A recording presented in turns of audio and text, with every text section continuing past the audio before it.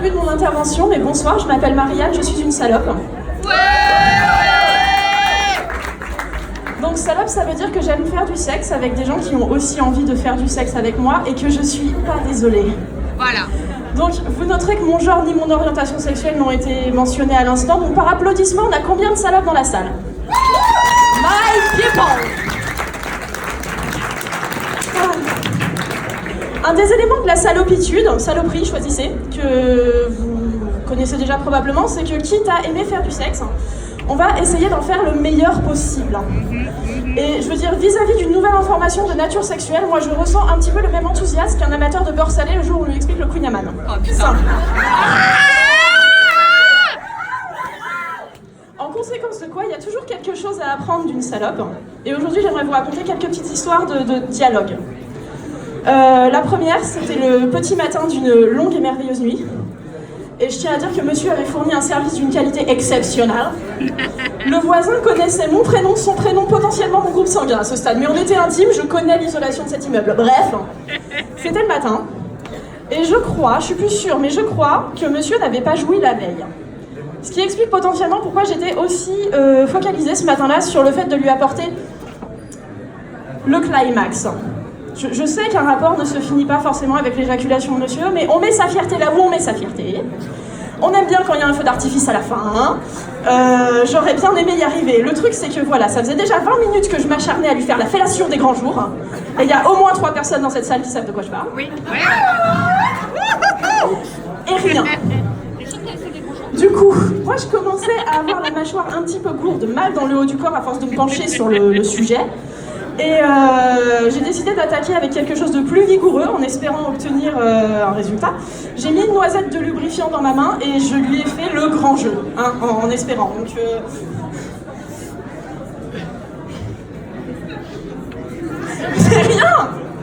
Mais rien. Et le type avait quand même l'air de s'amuser. Je veux dire, on parlait d'un grand bestiau d'1m86 dans une extase absolue qui risquait de m'éjecter du lit à chaque fois qu'il avait un de ses spasmes de plaisir, qui me faisait perdre mon rythme au passage, merci.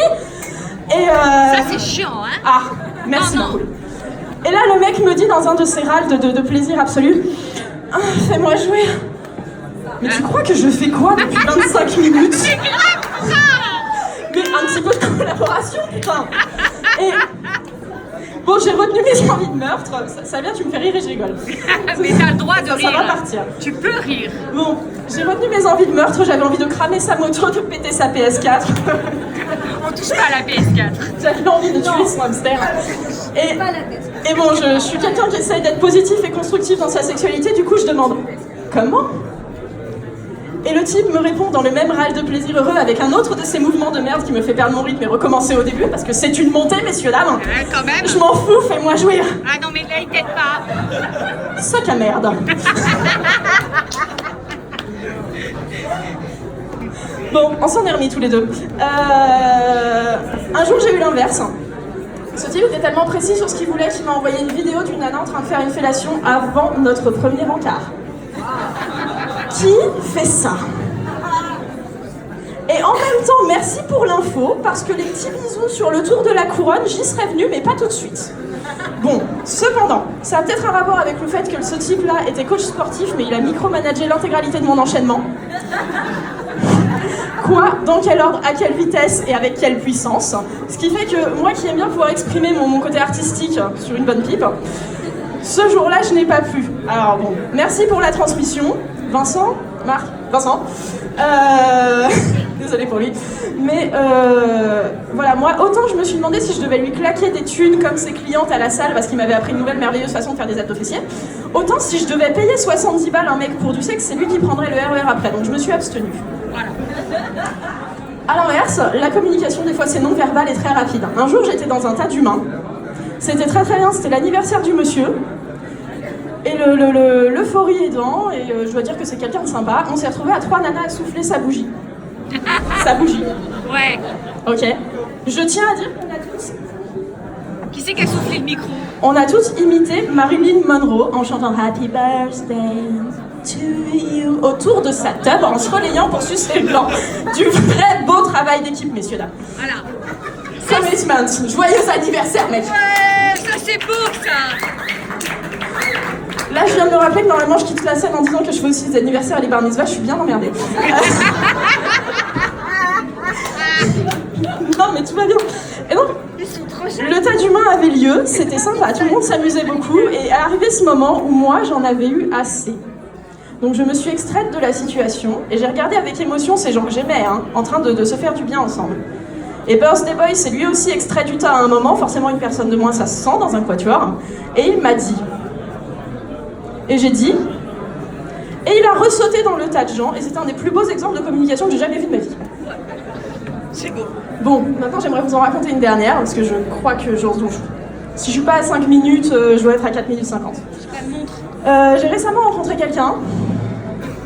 C'était un petit peu ma pire crainte sexuellement, c'était quelqu'un d'impassible au lit. C'est-à-dire que quoi que je fasse, et croyez-moi, j'en fais, j'aurais autant pu m'évertuer sur un bloc de granit. Mais c'était bien. Pour moi, en tout cas, j'en étais sûre. Pour lui, bon, il y revenait en tout cas, donc j'ai fini par m'y faire. Et bon, c'est quelqu'un que j'adore en fait, la relation a quand même duré un certain temps. Et un jour, cet homme merveilleux, qui travaille sur lui en fait, et qui me laisse pas dans le noir bêtement si j'exprime mon désarroi, avait les doigts dedans moi dans un move en plus efficace, et me dit « Ça va ». J'aime cette femme. Et je dis « Bon, je vais essayer de vous refaire la scène, hein. C'est bon ?» Et il me dit « C'est bon de te faire du bien ?» Oh putain. Et extrêmement sérieux, ce type me regarde dans les yeux avec ce regard qui me fait fondre ma race. Et me dit « C'est bon de te faire du bien. Et c'est bon ta façon d'encaisser. Et j'aime vraiment beaucoup jouer avec toi. Et je vais pas te lâcher tant qu'il restera la potentialité du plaisir dans ton corps. Donc accroche-toi. » Et splotch. La première fois d'une longue série.